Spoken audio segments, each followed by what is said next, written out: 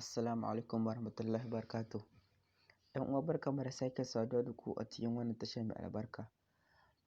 A yau darasinmu zan nuna muku yadda za ku cire instant apps a wayarku.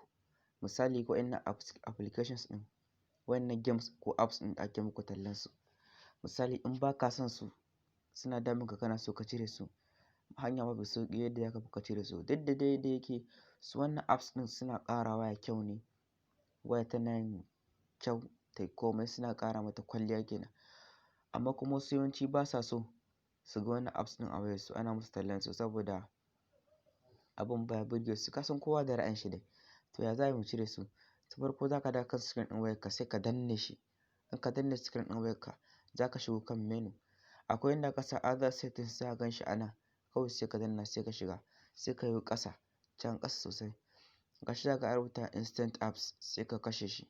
In ka kashe sai ka dawo. In ka dawo gaba ɗaya sai ka shiga kan wayarka. Kun gani za ka ga sun fita a nan. To za ka ga duk babu su a nan gurin. In kuka yo ƙasa ma za ku ga wanda suke sama daga nan ƙasa duk babu su. To ya za mu dawo da su? Na farko sai mu ƙara zuwa sai mu ƙara danne kan screen ɗin wayarmu. In mun danne sai mu shiga menu ɗin. Ga inda aka rubuta other settings sai mu shiga nan. Sai mu yo ƙasa sai mu ƙara kunna instant apps ɗin akan waya. Sai mu kunna. Sai mu dawo baya. In mun dawo baya sai mu shiga kan, kun gani ba? Kun ga har sun dawo. To wannan ita ce hanya mafi sauƙi da za ku bi domin ku dawo da wannan apps ɗin ko kuma ku cire su. To da fatan kun ji daɗin wannan darasi namu.